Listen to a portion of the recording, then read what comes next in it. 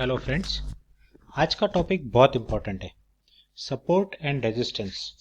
आपका पूरा success stock market पे इस बात पे डिपेंड करता है कि आप इस टॉपिक को कितने अच्छी तरीके से समझते हैं और आपके ट्रेडिंग या इन्वेस्टिंग में इसे कैसे अप्लाई करते हैं। तो सपोर्ट एंड रेजिस्टेंस हम सिंपल लैंग्वेज में समझ लेते हैं। यहाँ डेफिनेशन पे मत जाइए या समझने के लिए देखिए। हमने बहुत सिंपल लैंग्वेज में उसका डेफिनेशन लिखा है। इसकी बहुत सारी डेफिनेशंस आपको इंटरनेट पे इजीली मिल जाएगी, लेकिन यहाँ समझना जरूरी है कि वो क्या कहना चाहते हैं। देखिए, सपोर्ट एक एरिया होता है कि जहाँ कोई एक गिरता हुआ स्टॉक रुक जाए और वहां से वो थोड़े समय के लिए सही लेकिन ऊपर की तरफ चला जाए। तो सपोर्ट एक गिरते हुए स्टॉक को रोकने वाला एरिया होता है, और उसके उल्टा रेजिस्टेंस वो एरिया होता है जहां एक बढ़ता हुआ स्टॉक रुक जाए और थोड़े समय के लिए पलट जाए, रिवर्स हो जाए। आइए इसको एक डायग्राम से समझ लेते हैं। ये देखिए, यहां सबसे एक्सट्रीम लेफ्ट हैंड कॉर्नर पे देखिए, स्टॉक यहां से नीचे गिर रहा है। गिरते गिरते वो एक एरिया पे आके रुक गया जिसे हमने S1 कहा, और वहां से वो ऊपर की तरफ चला गया। तो ये हो गया सपोर्ट 1, क्योंकि यहाँ पे इसने गिरते हुए स्टॉक को सपोर्ट किया वापस ऊपर जाने के लिए। अब यहां से स्टॉक ऊपर की तरफ गया, फिर से नीचे आके गिरा और ठीक इसी एरिया पे आके वो फिर से रुक गया और फिर से ऊपर की तरफ चला गया। तो ये हो गया सपोर्ट 2। और तीसरी बार भी ऐसा ही हुआ कि स्टॉक ठीक इसी एरिया के आसपास आके फिर से ऊपर की तरफ गया, तो ये सपोर्ट 3। इसी के ठीक उल्टा ये जो स्टॉक यहां से ऊपर की तरफ गया तो एक एरिया पे आके उसने नीचे की तरफ वापस जाना चालू कर दिया, तो वो रेजिस्टेंस हो गया। ये रेजिस्टेंस पैदा कर रहा है स्टॉक को ऊपर की तरफ जाने के लिए। तो स्टॉक यहाँ पे रेजिस्टेंस फेस करके नीचे आ गया, फिर सपोर्ट से उसे धक्का लगा ऊपर की तरफ, ऊपर गया, फिर रेजिस्टेंस पे आके वो नीचे की तरफ आ गया। तो ये रेजिस्टेंस और सपोर्ट के बीच में स्टॉक इस तरीके से ऊपर नीचे जा रहा है।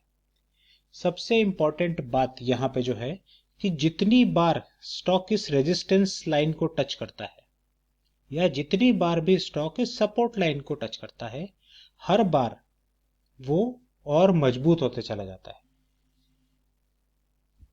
राइट? तो यही समझना यहाँ पे बहुत जरूरी है कि सबसे पहले अगर स्टॉक फर्स्ट टाइम यहाँ पे अगर S1 पे टच किया है तो ये एक वीक सपोर्ट होगा, लेकिन अगर दूसरी बार भी यहाँ से बाउंस हो गया तो ये सपोर्ट स्ट्रॉन्ग सपोर्ट हो जाएगा। कि आप उम्मीद कर सकते हैं कि 2 बार यहां से अगर स्टॉक पलटा है तो चांसेस बहुत अच्छे हैं कि तीसरी बार भी यहां से पलट जाए, इसलिए इसको गुड सपोर्ट कहते हैं। और अगर तीसरी बार भी स्टॉक इस जगह से आके वापस ऊपर की तरफ पलट गया तो इसका मतलब है ये एक एक्सीलेंट सपोर्ट हो गया है, ये एक बहुत अच्छा सपोर्ट हो गया है। अगर चौथी बार शेयर यहां तक आता है तो आप इस शेयर को बिल्कुल आराम से यहां परचेस कर सकते हैं, क्योंकि आपको पता है कि पिछली 3 बार इस एरिया से वो स्टॉक ऊपर की तरफ जा चुका है। राइट? तो ये S3 पे ये एकदम स्ट्रॉन्ग सपोर्ट कह सकते हैं आप उसे। और उसी तरीके से रेजिस्टेंस में भी R1, R2 और R3, आपको पता है कि 3 बार इसी जगह से स्टॉक पलटा है, तो चांसेस है कि चौथी बार भी उस जगह से पलट जाए। तो आप यहाँ पे बेट ले सकते हैं कि वो पलटे। लेकिन चूंकि स्टॉक मार्केट में गारंटी किसी भी चीज का नहीं होता है, तो अगर ये स्ट्रॉन्ग रेजिस्टेंस जो हो चुका है R3 पे, अगर ये स्टॉक इसे ब्रेक कर देता है तो यहां से स्टॉक का एक बहुत बड़ा रन चालू होता है और स्टॉक यहां से बहुत ऊपर भी जा सकता है, क्योंकि उसने कुछ ऐसा किया है जो आज से पहले कभी नहीं हुआ। क्योंकि आज से पहले 3 बार वो वहां से पलट गया था, लेकिन अब उसने उसे ब्रेक कर दिया है। तो ये एक ऐसा इवेंट हो जाता है जो अनएक्सपेक्टेड रहता है, और स्टॉक मार्केट में अनएक्सपेक्टेड इवेंट्स पे बहुत ज्यादा पैसा बनता है। बहुत से चार्ट के एग्जांपल्स में आप यही देखेंगे कि स्टॉक एक ही जगह से काफी बार पलट रहा था, फिर अचानक कुछ ऐसा हुआ, कुछ ऐसी न्यूज आ गई, कुछ ऐसा इवेंट हो गया कि जिसकी वजह से स्टॉक ने उस रेजिस्टेंस को ब्रेक कर दिया और फिर उसने पीछे पलट के कभी नहीं देखा, वो सीधे ऊपर की तरफ चला गया। तो आपको ऐसे ही सेटअप आपको ढूंढने हैं, मिलेंगे। तो ये अगर आपने समझ लिया, ये पर्टिकुलर पॉइंट समझ लिया, तो आपके बहुत सारे ट्रेड्स में आपको फायदा हो सकता है। आइए इसको रियल एग्जाम्पल पे देख लेते हैं। ये देखिए शेयर यहाँ पे, ये रेजिस्टेंस आप देख रहे हैं लेफ्ट हैंड साइड पे नीचे, ये शेयर यहाँ पे रेजिस्टेंस था। उसने रेजिस्टेंस को ब्रेक किया और ब्रेक करने के बाद में वो बिल्कुल सीधा ऊपर की तरफ गया, उसने देखा नहीं कि वो नीचे।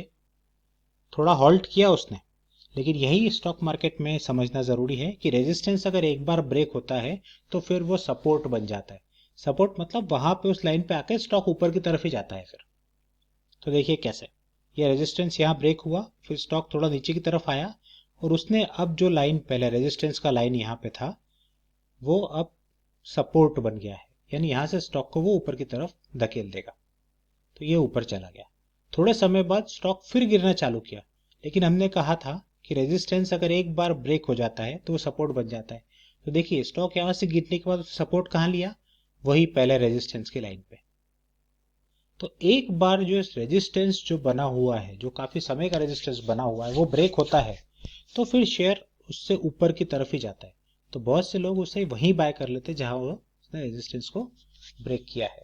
तो ये समझना जरूरी है। ये हम जो स्ट्रेटेजी आगे डिस्कस करेंगे उसका ये बहुत इंपॉर्टेंट भाग है। ठीक है,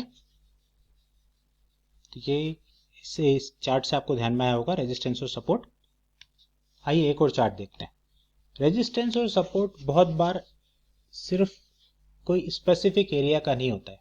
आपको याद होगा जब हमने मूविंग एवरेजेस देखे थे, मूविंग एवरेज में हमने कहा था कि मूविंग एवरेज भी रेजिस्टेंस और सपोर्ट का काम करते हैं। अगर स्टॉक ऊपर से नीचे गिर रहा है तो उसको 3 मूविंग एवरेज में से कहीं पे भी वो सपोर्ट लेके वापस ऊपर की तरफ जा सकता है। और जैसा हमने कहा था 200 पीरियड मूविंग एवरेज पे बहुत सारे एक्सपर्ट्स वेट कर रहे होते हैं कि स्टॉक यहाँ आए और हम बाय कर लें ताकि उनको बहुत अच्छा रिटर्न मिले। तो इस चार्ट में आप देखिए स्टॉक यहाँ 240 से गिरता हुआ सीधे 200 पीरियड मूविंग एवरेज के पास आया जो 120 था। वहां से उसने सपोर्ट लिया, बहुत से लोगों ने उसे बाय किया और फिर वो वहां से फिर से ऊपर की तरफ जाने लगा। तो 200 पीरियड मूविंग एवरेज आप बहुत से स्टॉक में देखेंगे। आप जाइए चार्टिंग साइट पे और बहुत सारे शेयर्स का आप हिस्ट्री निकाल के देखिए कि कितनी बार वो इस एवरेज के पास आके 200 मूविंग एवरेज के पास आके पलट गए। क्योंकि बहुत से केसेस में 200 पीरियड मूविंग एवरेज सपोर्ट का काम करता है और ये सपोर्ट बहुत जरूरी होता है, राइट। तो ये आप हिस्ट्री में जाके देख सकते हैं, बहुत सारे चार्ट्स आप देख सकते हैं। तो जितना आप देखेंगे, जितना प्रैक्टिस करेंगे उतना परफेक्ट होते हैं। तो ये कंसेप्ट आपको समझ में आया, ये बहुत इंपॉर्टेंट कंसेप्ट है। यहाँ पे हम एक और एग्जाम्पल देख लेते हैं। ये देखिए 3 रेजिस्टेंस है यहाँ पे, ये पहला रेजिस्टेंस इसका, दूसरा रेजिस्टेंस, तीसरा रेजिस्टेंस। तो जो हमने चार्ट में देखा था सबसे पहले रेजिस्टेंस 1, रेजिस्टेंस 2, रेजिस्टेंस 3, एक बार अगर ये ब्रेक होता है तो चार्ट में वो स्टॉक काफी तेजी से ऊपर की तरफ जाता है। तो ये आपको बता देगा। यहां देखिए ऐसा ही हुआ 1, 2 एंड 3, 3 रेजिस्टेंस है, ये ब्रेक हुआ और स्टॉक देखिए कितना तेजी से ऊपर की तरफ गया।